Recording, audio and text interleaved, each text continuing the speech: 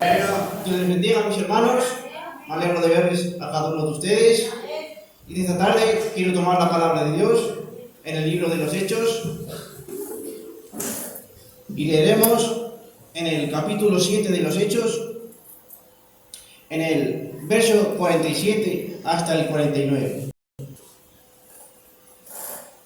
Esto es hablando Esteban, un diácono lleno del poder de Dios, en Hechos, capítulo 7, el versículo 47 hasta el 49 dice así: Mas Salomón le edificó casa.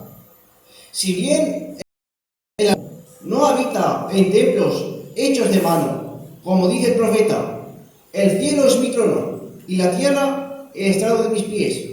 ¿Qué casa me edificaréis? Dice el Señor. ¿O cuál es el lugar de mi reposo? Vamos a tomar asiento, hermano.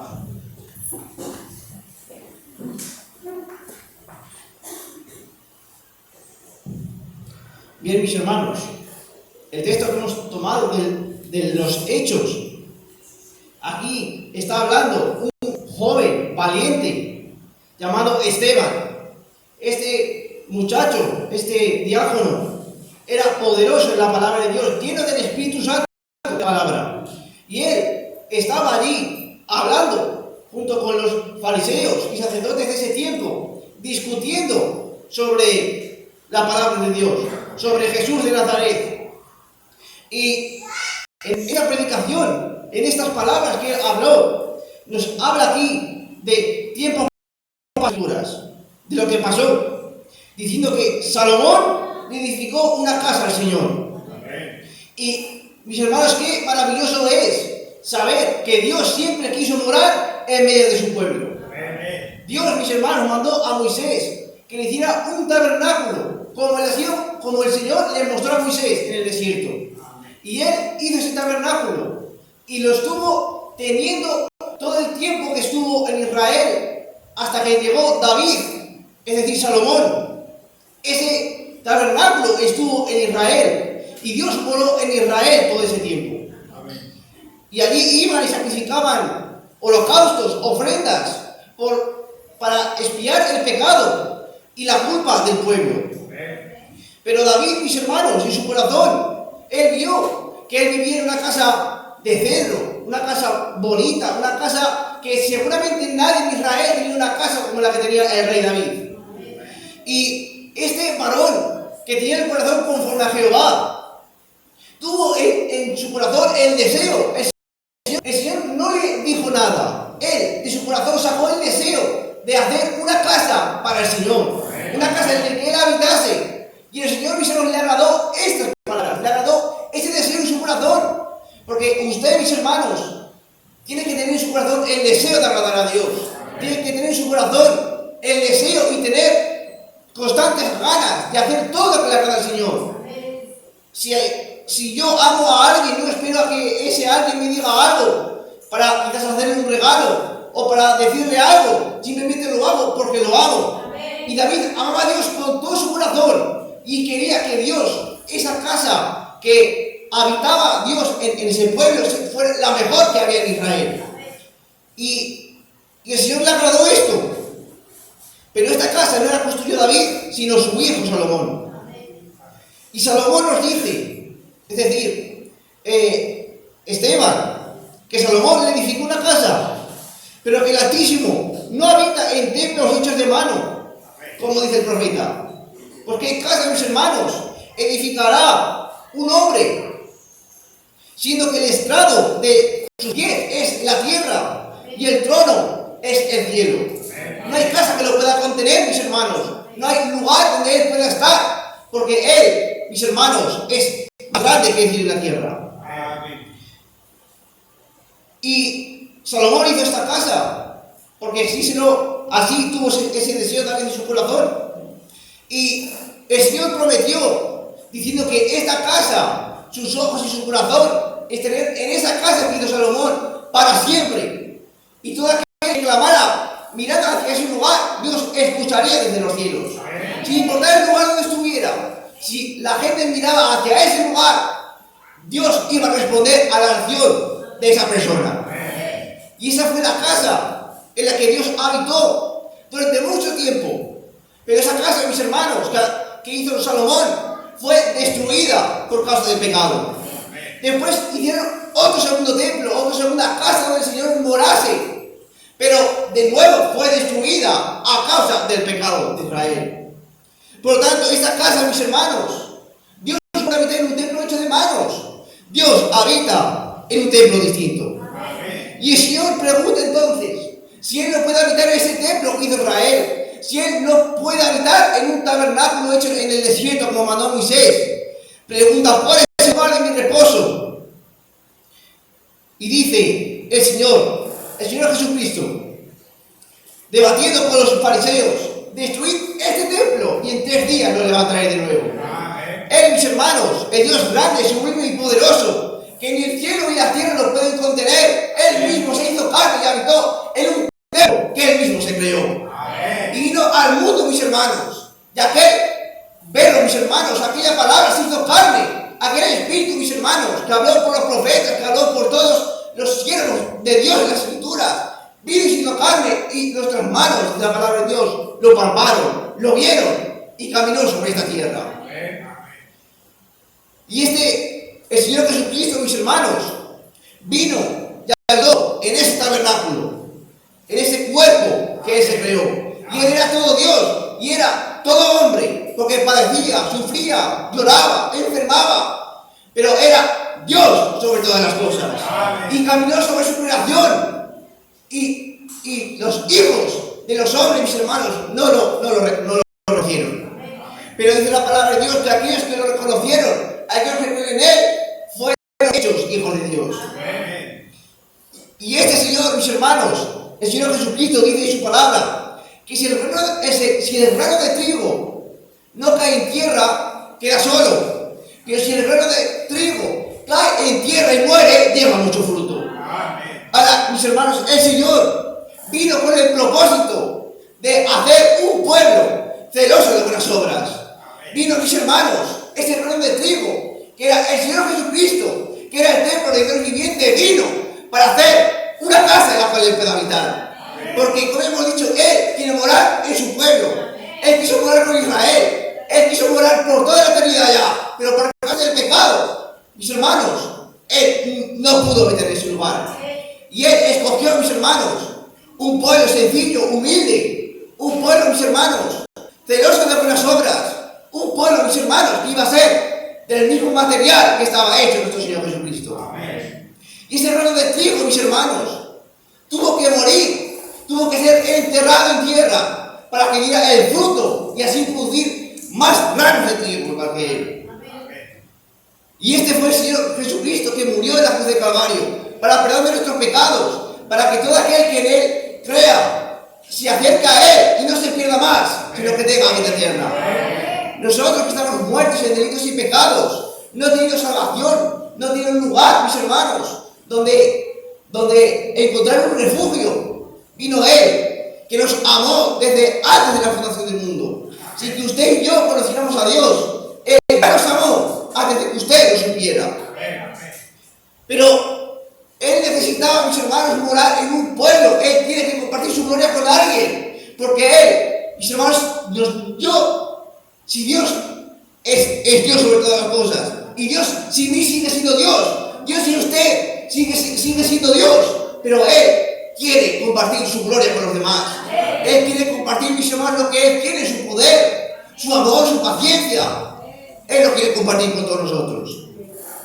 Y el Señor Jesucristo, mis hermanos, Él se hizo carne y habitó entre nosotros. Pero como hemos dicho, Él se dio en la cruz de Calvario para que ese grano de trigo, como hemos dicho, que cayó en tierra, pudiera dar fruto al 100 por 1. Y el Señor nos dice que Él, el Señor Jesucristo, fue el templo de Dios viviente. Pero más tarde dice, si me amáis, guardad mis mandamientos. Porque el que ama sus mandamientos, mis hermanos, es el que le ama. El que guarda sus mandamientos de corazón es aquel que no se rinde en la primera, sino que persevera, que va hacia adelante, con sus ojos puestos en el autor y consumador de la fe. Porque dice la palabra de Dios, mirad a mí, todos los confines de la tierra, y sed salvos. Es el único lugar donde podemos mirar. Cualquier lugar que miremos, la ciencia, cualquier hombre, cualquier presidente que usted mire, ese hombre va a fallar. Porque sus palabras, mis hermanos, no pueden perdurar en el tiempo. Pero aquel que intercede en la tierra prometió, mis hermanos, que aquel que guarda su palabra, ese es el que me ama. Dice, y yo rogaré al Padre y os dará otro consolador para que esté con vosotros para siempre. Dice, el Espíritu de verdad, al cual el mundo no puede recibir, porque no le ve ni le conoce, pero vosotros le conocéis, porque mora con vosotros y estará en vosotros. Ahora el Señor, mis hermanos, después, antes de que Él fuera a ser crucificado por nuestros pecados, Él dijo que Él rogaría al Padre a aquellos que le aman, a aquellos que siguen sus caminos, sin ir ni izquierda a derecha, sino que van de frente, siguiendo las pisadas del Señor. Él prometió que mandaría al Consolador. ¿Este quién es? El Espíritu de verdad, que estaría con nosotros para siempre. Y la palabra nos dice que el Señor es el camino, la verdad y la vida. Por tanto, este Espíritu de verdad no es otro, sino que el Señor Jesucristo. Y Él dijo que Él se fue, pero mandaría al Consolador, que Él mismo descendería y estaría con nosotros para siempre. Y dice la palabra de Dios, ¿no sabéis que sois templo de Dios y que el Espíritu de Dios mora en vosotros?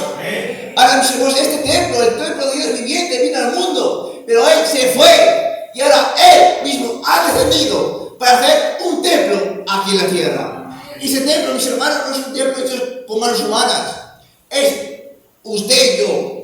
Si usted y yo guardamos su palabra, si usted y yo lo amamos con todo nuestro corazón, Él ha prometido que Él va a hacer de usted su templo, va a hacer de nosotros su morada, porque eso lo dice la palabra de Dios.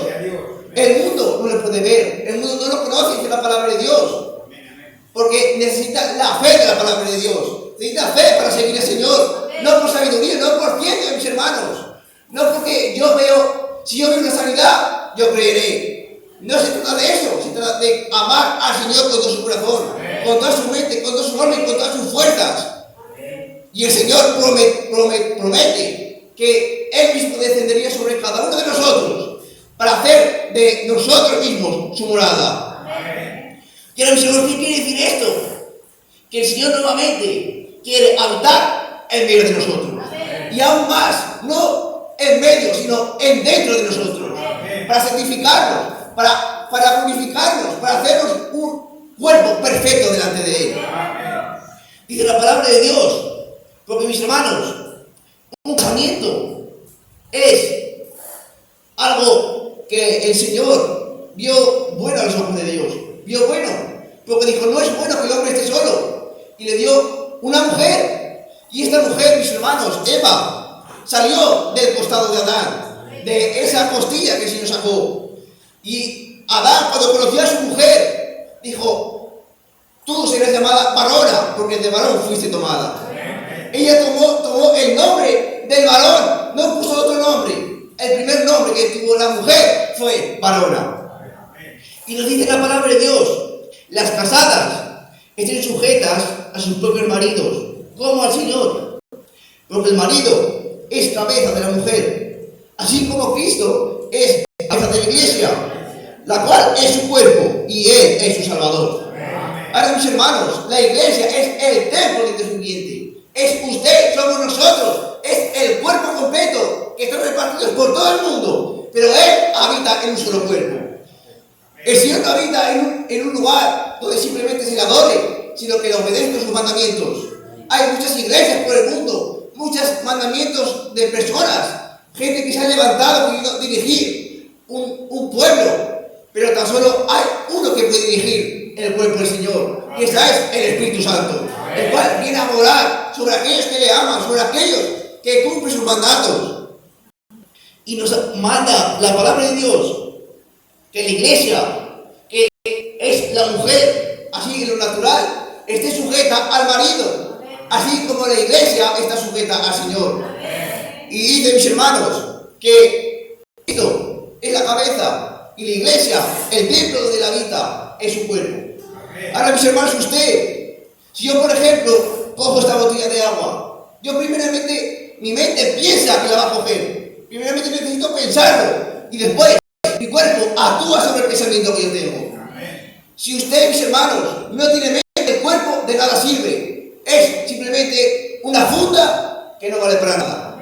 Porque que gobierna el cuerpo es la mente. Asimismo, una iglesia sin el Espíritu Santo, una persona sin el Espíritu Santo, no sirve para nada. Por tanto, es necesario en esta tarde el Señor necesita una esposa, un cuerpo, un lugar donde morar, que esté lleno del Espíritu de Dios y que se deje gobernar por la cabeza. Y esa es el Señor mismo, es su iglesia, morando. ¿Para qué? Para hacer una iglesia perfecta, para hacer una iglesia, mis hermanos, la cual Él se pueda llevar.